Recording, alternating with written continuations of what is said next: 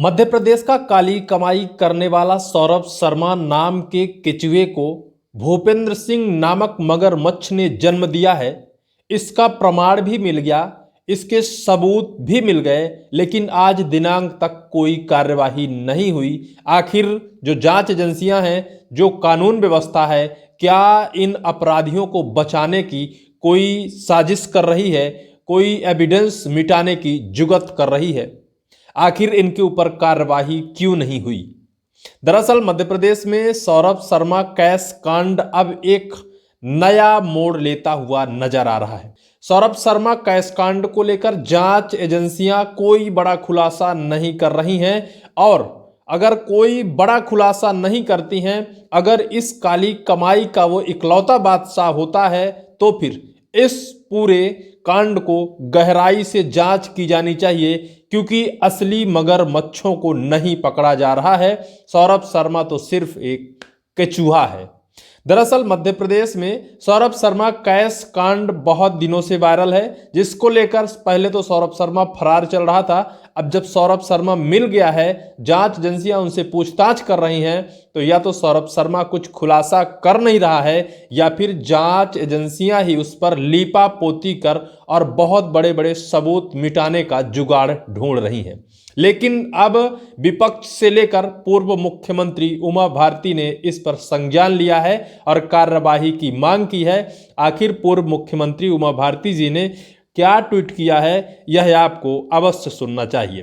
पूर्व सीएम उमा भारती ने ट्वीट कर लिखा है, चेक पोस्ट घोटाले के आरोपी पकड़े गए हैं। अगर जांच में कहीं यह साबित होता है कि उन्होंने अकेले ही इस घोटाले को किए हैं, तो फिर गहराई से जाकर और इस घोटाले की गंभीरता से जांच की जानी चाहिए, क्योंकि अगर इकलौता सौरभ शर्मा इस पूरे कांड का आरोपी बनता है, तो फिर यह मसला बढ़ सकता है, इसके आरोपी बढ़ सकते हैं। उसके आगे उमा भारती जी ने लिखा है, जांच एजेंसियों की दक्षता एवं निष्पक्षता पर लोगों को विश्वास है। अब उन जांच एजेंसियों के लिए यह परीक्षा की घड़ी है कि वह यह बात यही खत्म कर देते हैं, यह गहराई में जाकर असली महा अपराधियों को पकड़कर प्रमाण जुटाकर उन्हें कठोरता से दंड दिला कर ही मानेंगे।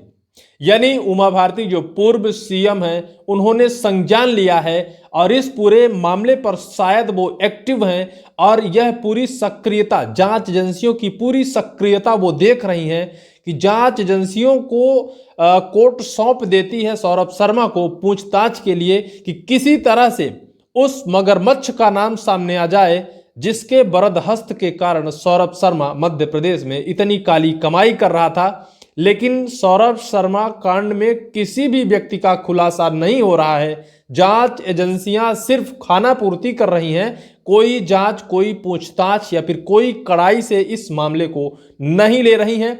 शायद यही देखते हुए पूर्व सीएम उमा भारती जी ने यह ट्वीट किया है कि अगर जांच एजेंसियों के ऊपर पूरे मध्य प्रदेश की जनता को विश्वास है कि जांच एजेंसियां निष्पक्षता से काम करेंगी, लेकिन अगर जांच एजेंसियां निष्पक्षता से जांच ना करें, खाना पूर्ति करें और असली जो आरोपी हैं, जो महाभ्रष्टाचारी हैं, उन पर पर्दा डालें, तो फिर कहीं ना कहीं यह बहुत बड़ा एक सवाल जांच एजेंसियों के ऊपर खड़ा हो जाता है। अगर ऐसा होता है तो फिर बड़े भ्रष्टाचार का खुलासा आखिर कैसे होगा? आपको बता दें कि सौरभ शर्मा को लेकर कोर्ट ने जांच एजेंसी जो लोकायुक्त विभाग है उसे उसके रिमांड में दी थी, लेकिन जो लोकायुक्त विभाग है कोई भी खुलासा नहीं कर पाई, जांच कर कोई भी बड़ा एविडेंस अभी तक नहीं जुटा पाई।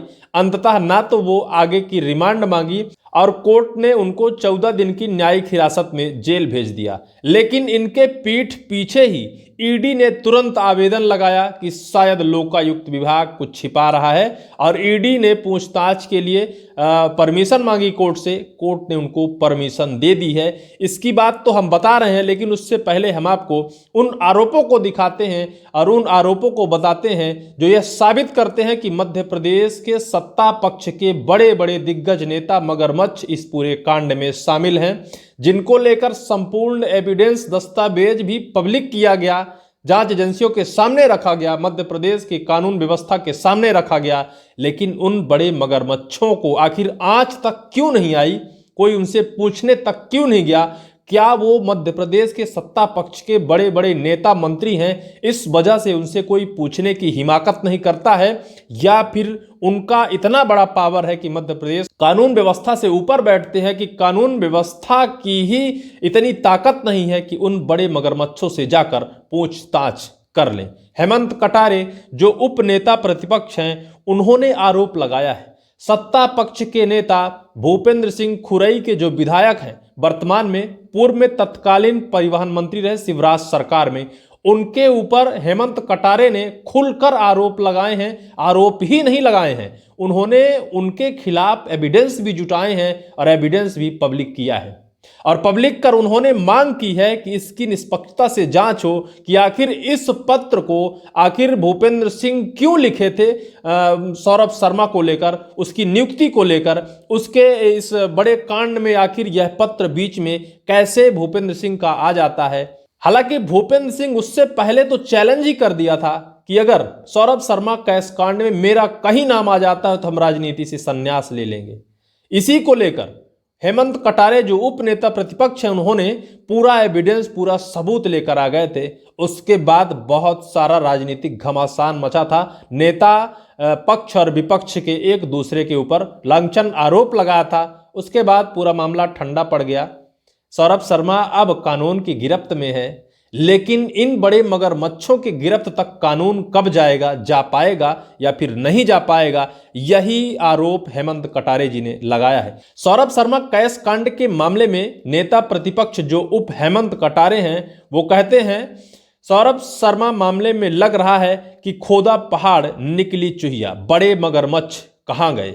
जांच में इतनी चीजें सामने आई, उस पर संज्ञान क्यों नहीं लिया गया? क्या इसमें मंत्री इन्वॉल्व नहीं है? इसकी जांच करनी चाहिए। सरकार इतने घोटाले कर रही है, वो चाहती ही नहीं है कि सदन में स्रोत पत्र और लोकायुक्त प्रतिवेदन चर्चा में आए। यानी हेमंत कटारे का साफ तौर पर आरोप है कि सरकार इतने भ्रष्टाचार कर रही है कि इन पर संज्ञान लेने की बात ही नहीं कर रही है। हेमंत कटारे आगे क्या लिखते हैं? उन्होंने उमा भारती जो पूर्व सीएम हैं, उनको धन्यवाद दिया है, उनके हिम्मत की सराहना की है। हेमंत कटारे लिखते हैं, जैसा आपने कहा था कि सौरभ शर्मा तो केचुआ है, अभी तक अजगर पकड़ में नहीं आया। जैसे जैसे इस गहराई में उतरेंगे वैसे हम महाअपराधी की सतह पर जाते जाएंगे। तत्कालीन परिवहन मंत्री भूपेंद्र सिंह जी द्वारा इस भ्रष्टाचार के केचुओं को जन्म दिया गया था और इसके प्रमाण भी मैंने सार्वजनिक किए थे, लेकिन अब तक उनके ऊपर जांच एजेंसियों द्वारा कोई भी अपराध दर्ज नहीं किया गया है। वहीं अब तो भ्रष्टाचार की गठरी का मुंह बांधने की पूरी तैयारी हो चुकी है, बस आखिरी गांठ कसने की देरी है ताकि बड़े चेहरे को बचाया जा सके। आपसे आग्रह है कि मध्य प्रदेश की सरकार को समझाएं कि जांच तभी साकार होगी जब सौरभ शर्मा को परिवहन विभाग में लाने वाले अजगर पर कार्रवाई की जाएगी। अगर सच में इस मामले की गहराई में जाकर जांच करनी है तो शुरुआत वहीं से होनी चाहिए जहां से सौरभ की फर्जी अनुकंपा नियुक्ति हुई। स्वास्थ्य विभाग के कर्मचारी के आश्रित को परिवहन विभाग में किसके और कैसे नियुक्ति किया, जांच की असली गहराई वही है। वहीं मुख्यमंत्री जी, आपसे भी सवाल है, ये है कि आप इस पाप के भागीदार को बचाने के लिए आप खुद क्यों भागीदार बन रहे हैं? हेमंत कटारे ने मध्य प्रदेश के मुख्यमंत्री साहब पर भी आरोप लगाए हैं। उन्होंने कहा है कि आप इस भ्रष्टाचार के आरोपी को बचाने के लिए आप स्वयं खुद क्यों इस पाप के भागीदार बन रहे हैं? हेमंत कटारे ने साफ शब्दों में भूपेंद्र सिंह के ऊपर आरोप लगाया है, जो वर्तमान में विधायक है, पूर्व परिवहन मंत्री रहे हैं। लेकिन जांच एजेंसियां, कानून व्यवस्था कहां जांच कर रही हैं, किससे पूछताछ कर रही हैं? उमा भारती जो पूर्व सीएम हैं, उनको भी शक कहीं ना कहीं हो रहा है कि जांच एजेंसियां बड़े मगरमच्छों को बचाने के लिए कोई ना कोई जुगुत, कोई ना कोई ऐसा जुगाड़ ढूंढ रही हैं कि बड़े मगरमच्छ, बड़े चेहरों का नाम सामने ना आए। लेकिन देखना अब यह सबसे बड़ा दिलचस्प होगा कि पक्ष और विपक्ष के इस आरोप प्रत्यारोप के दौर में क्या इस सौरभ शर्मा कैशकांड के बड़े मगरमच्छों का नाम सामने आएगा? ईडी ने जिस तरह मोर्चा संभाला है, सौरभ शर्मा उसके तीनों आरोपियों से जिस तरह पूछताछ कर रही है, तो क्या कोई बड़ा खुलासा होगा या फिर यह लीपापोती कर इस पूरे मामले को दफन कर दिया जाएगा? यह तो अब वक्त आने पर ही साफ होगा। फिलहाल इस वीडियो में सिर्फ इतना ही।